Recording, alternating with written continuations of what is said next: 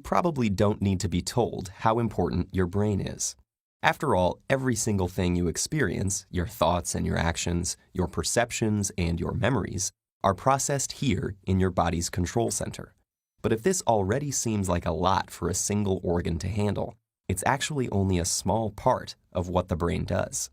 Most of its activities are ones you'd never be aware of, unless they suddenly stopped. The brain is made up of billions of neurons and trillions of connections. Neurons can be activated by specific stimuli or thoughts, but they are also often spontaneously active. Some fire cyclically in a set pattern. Others fire rapidly in short bursts before switching off, or remain quiet for long periods until thousands of inputs from other neurons line up in just the right way. On a large scale, this results in elaborate rhythms of internally generated brain activity humming quietly in the background whether we're awake, asleep, or trying not to think about anything at all. And these spontaneously occurring brain functions form the foundation upon which all other brain functions rely. The most crucial of these automatically occurring activities are the ones that keep us alive.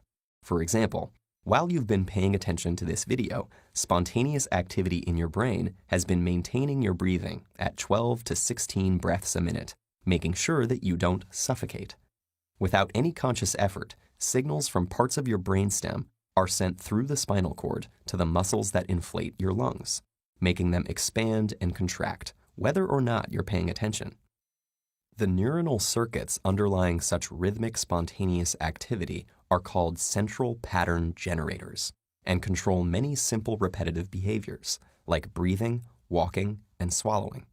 Ongoing neural activity also underlies our sensory perception.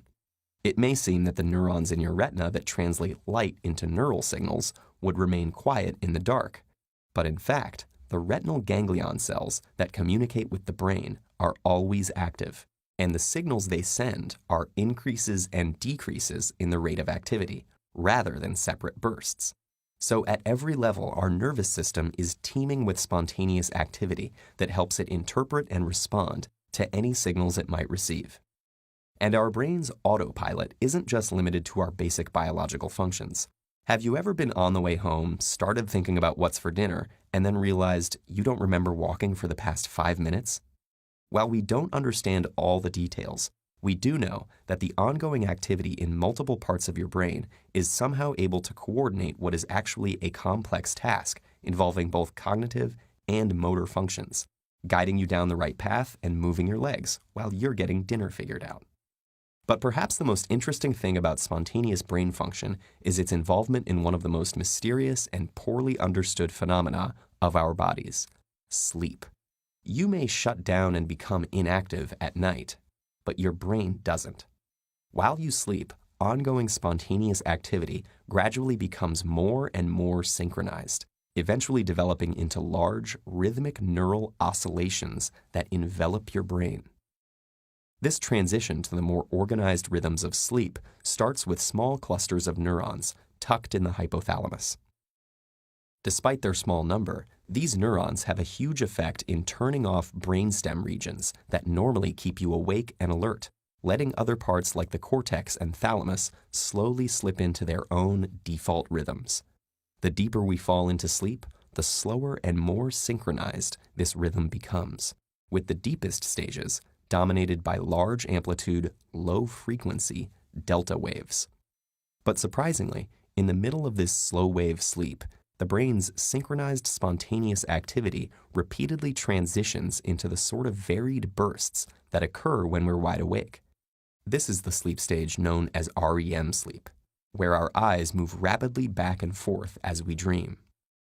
Neuroscientists are still trying to answer many fundamental questions about sleep, such as its role in rejuvenating cognitive capacity, cellular homeostasis, and strengthening memory.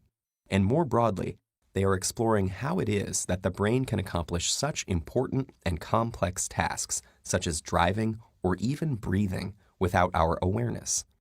But for now, until we are better able to understand the inner workings of their spontaneous functioning, we need to give our brains credit for being much smarter than we ourselves are.